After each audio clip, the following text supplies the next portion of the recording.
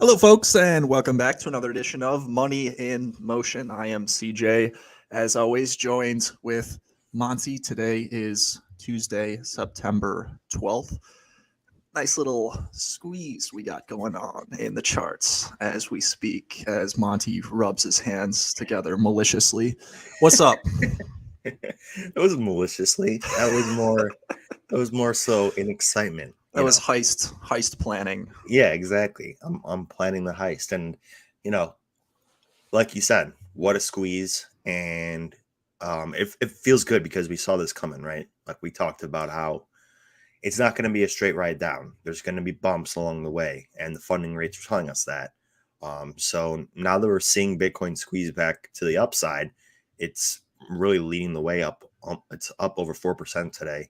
Um, let's just dive right into it. This is what Bitcoin's daily chart's looking like.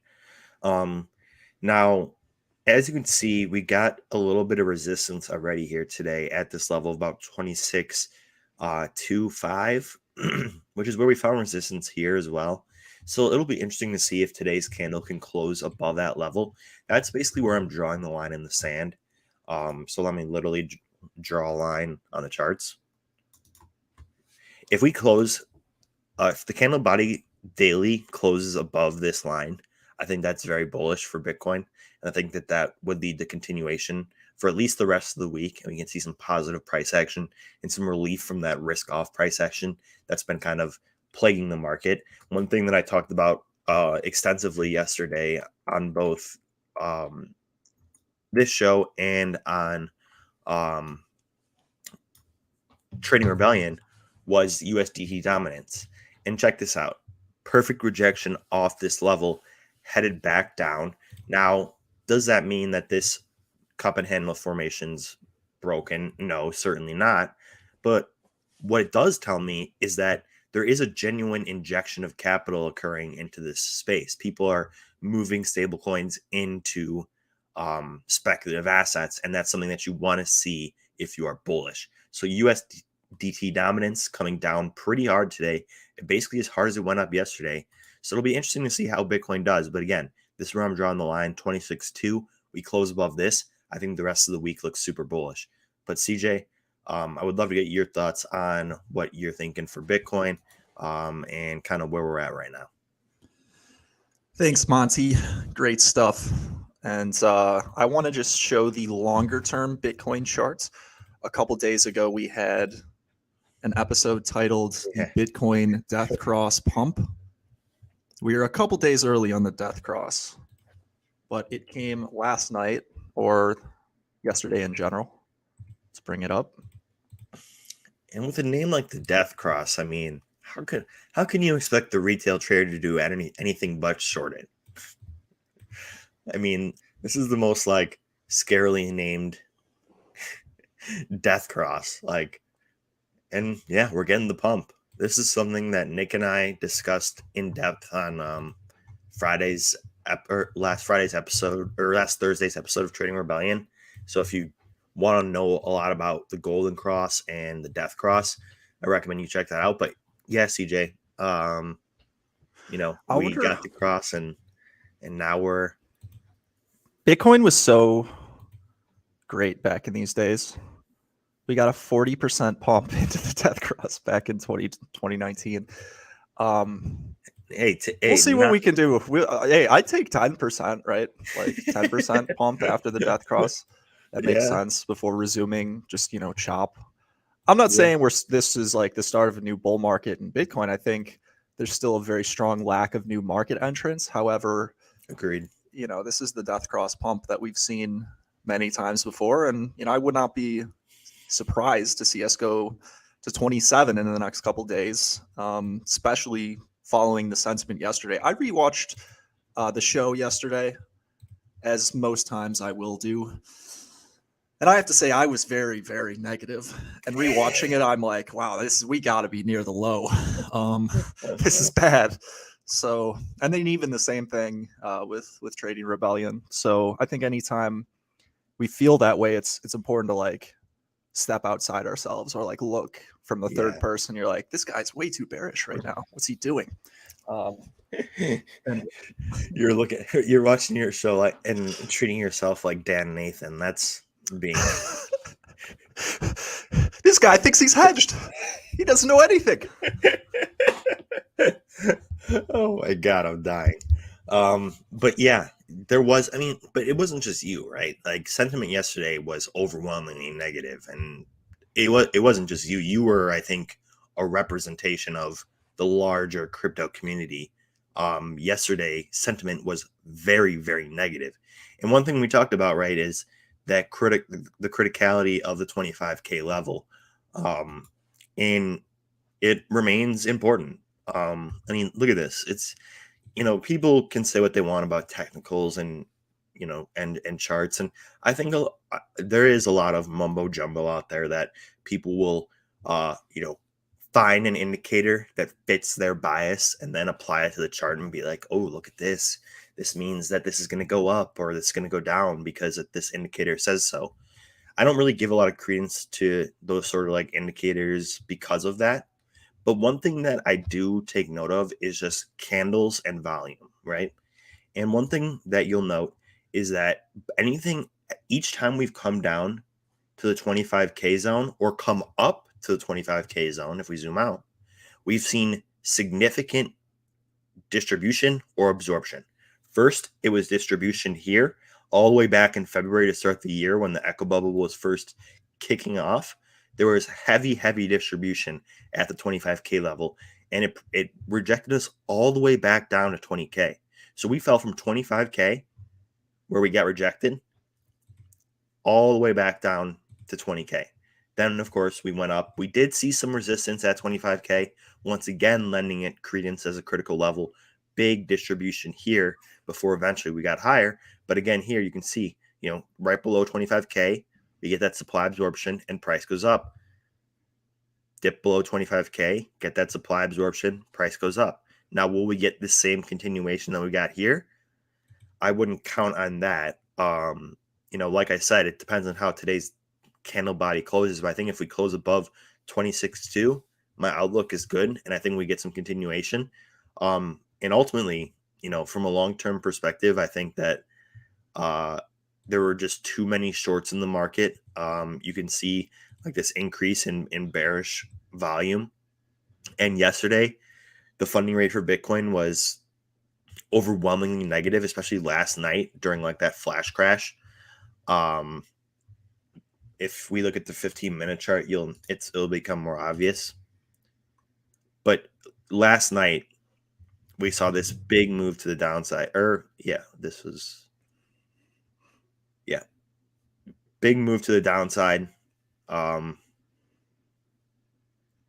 then, it looked like everyone was expecting this candle and this candle to be retraced. And they tried to short it. And they tried to short it again. And you could see that each time they tried to short it, there was less vigor behind the shorts. And as a result, they just squeezed us higher. So, and again, down here, like Bitcoin was trading flat for a very long period of time. And people were expecting it to break down below that 25K level. We had one tap, two tap. Nick would be looking for the third tap. Didn't get it. Instead, we went up and, have continued to do so since then. So for me, I think yesterday's sentiment, it wasn't just UCJ, it was, everybody. And I think the fact that everyone was so bearish is why we're seeing such bullish price action today, ironically enough. So, what else are you feeling bearish on, my friend?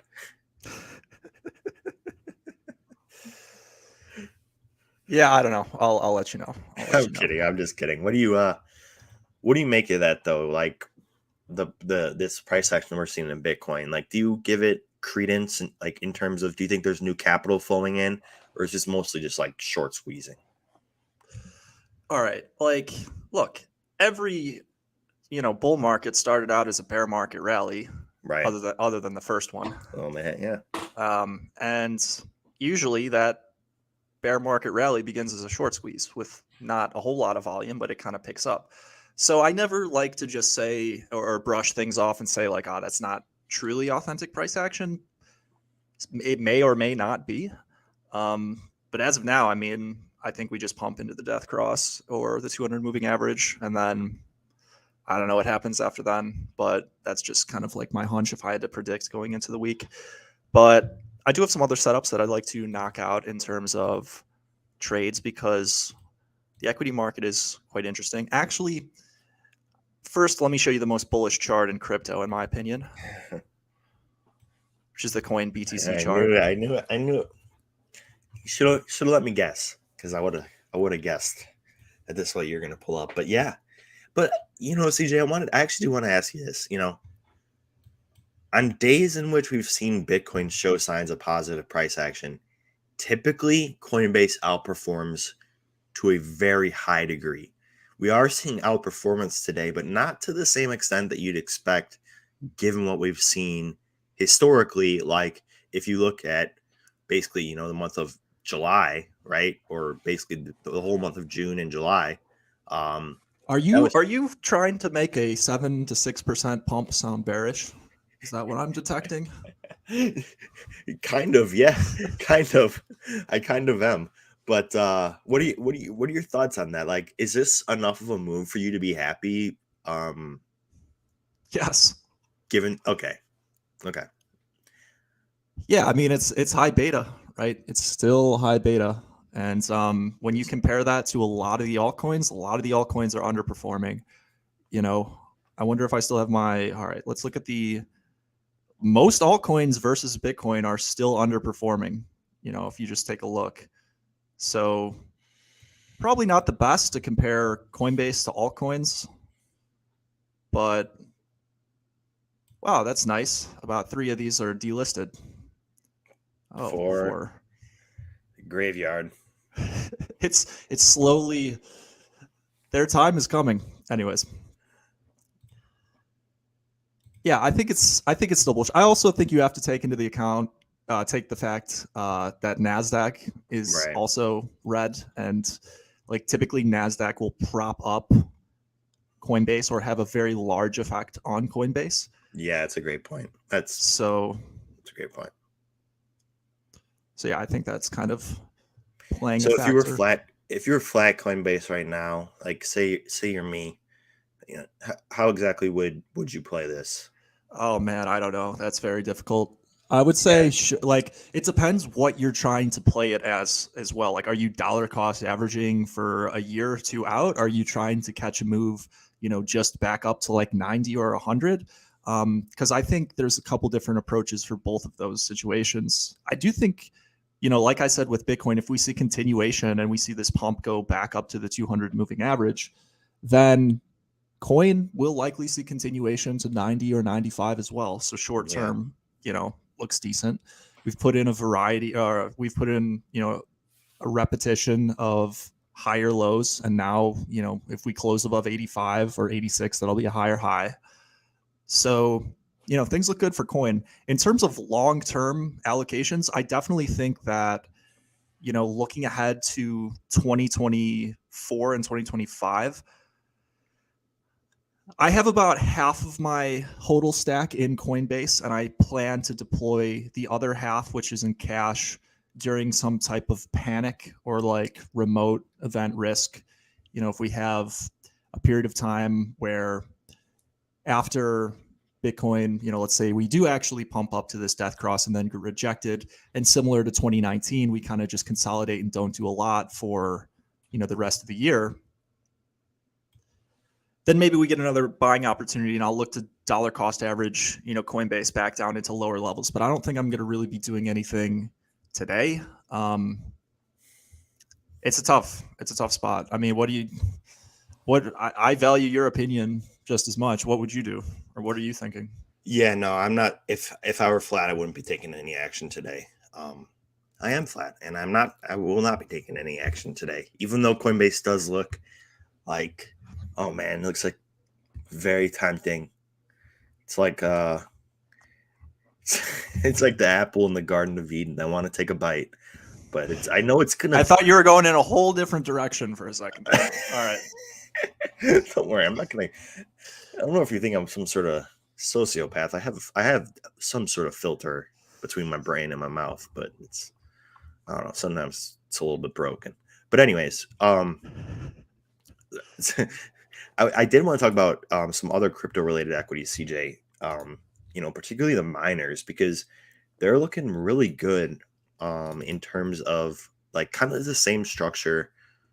Appreciate that, Ryan, and thanks for watching, everyone. Ryan, what's up? UIC now. Ross, sell me your assets. Jenna, hello, everyone. Great to see you guys. But I want to take a look at this Riot chart real quick because Riot looking strong today, up 10%, showing that high beta relationship to Bitcoin, similar to Coinbase. But I think that when you take into effect or you take into account the fact that, this is a Bitcoin miner, this isn't necessarily an exchange like Coinbase, and they're not necessarily innovating really at all. It surprises me to see it up 10%. That being said, it surprises me in a good way. And, once again, just like Bitcoin with 28.5, or excuse me, with 25K being critical, the same exact thing can be applied for the $10 level for Riot. So for me, like you have clearly defined risk at $10. Anything below this, you cut it. But I think the upside potential is very, very high. With Bitcoin moving the way it is, I think we could plausibly see, Riot head up to that $15 level. And like I said, you have clearly defined risk here at $10 level. If we dip below it, set your stop loss at like 992 or something. We dip below it, you're out with a slight loss. But I think the upside is worth taking that shot. So that's one that I will be looking to trade here today. And I'll be keeping you guys posted in the Discord about exactly how I'm positioned. But yeah, that's pretty much all I got for today. CJ, you got anything else that you'd like to share? Any other charts, any commodities, any precious metals? No metals, but a bunch of that other stuff. Yeah. Let's see it. Okay. So one thing that we highlighted start of the week that really has squeezed now, and I think is probably at a better place in which I would take another shot at a short trade. Remember, we talked about the fact that there were a lot of longs coming in at the top of this range. So if we close red in a bearish, candle like this, maybe something worth a shot. But, I'm always looking for that lower high to find risk. If longs have to puke, then, we can capture their losses.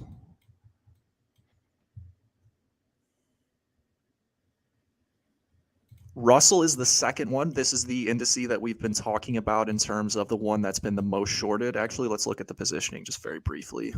Give you guys another look at this. So we had a lot of people short into the Russell. It's the most shorted index out of all of, the four majors.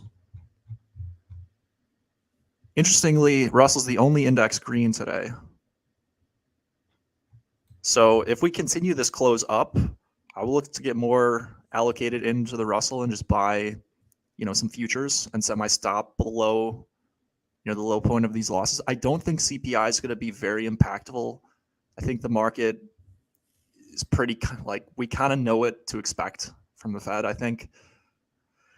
So anyways, that goes for Russell. The last thing that I would talk about in terms of interesting positioning and stuff that I've been looking at this week is that we've had a lot of currencies, mainly just Australian dollar, New Zealand dollar, that have been very, mates.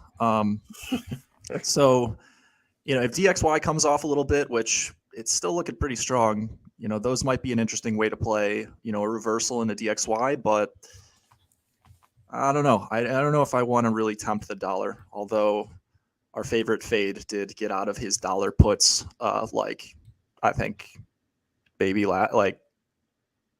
at the end of last week when the new disclosures came out. So we'll see.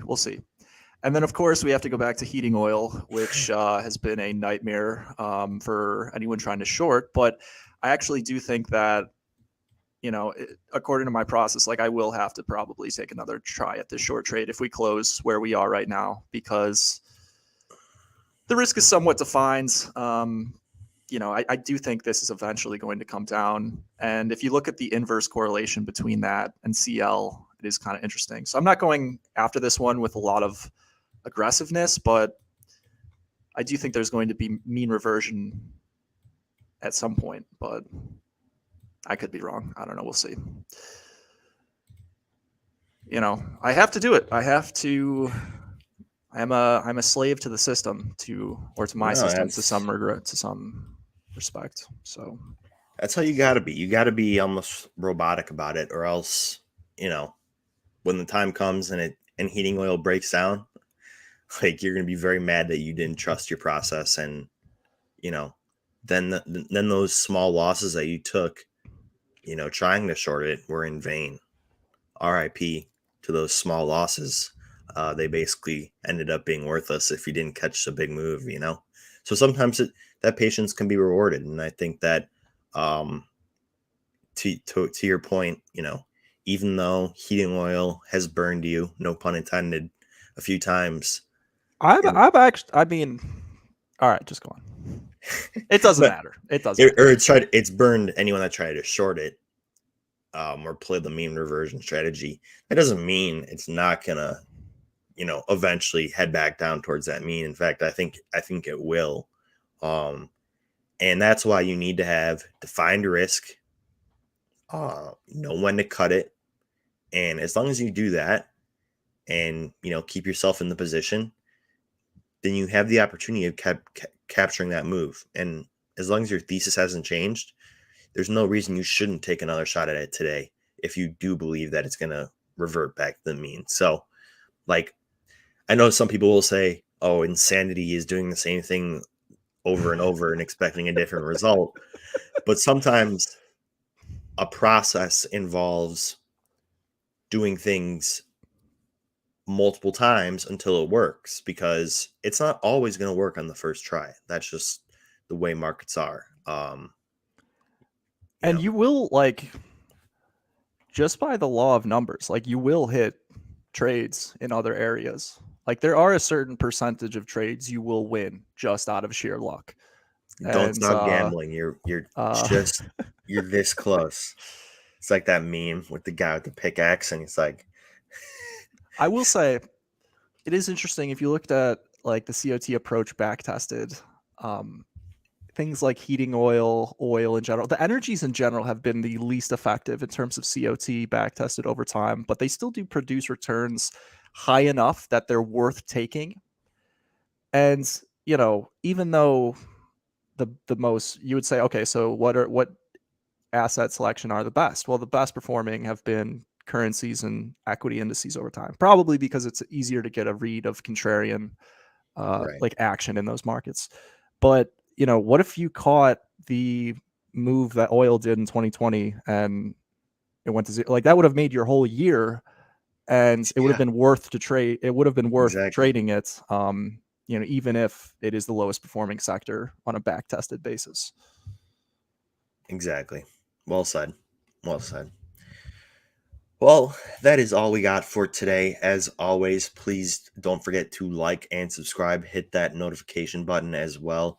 It really helps us out with the YouTube algorithm, gets more eyes in the show, more people in the chat, and we love hearing from you guys. And also, don't forget to check out tradethechain.com. You get a 14-day free trial. You get access to the sentiment dashboard, where you can see what coins are trending, what's hot, what's not. First thing I check every morning. You also get access to our community Discord with CJ, myself, Nick, Alex, the whole crew. Everyone's in there, sharing insights. We have insights tab. We have a place for regular equities talk. We have a place for crypto talk. Basically a little bit of something for everyone. So definitely check it out. You can try it 14 days free at the link below. But that's all we got for today. Thank you guys so much for watching. Have a wonderful rest of your day. We'll see you again tomorrow at the same time. Take care.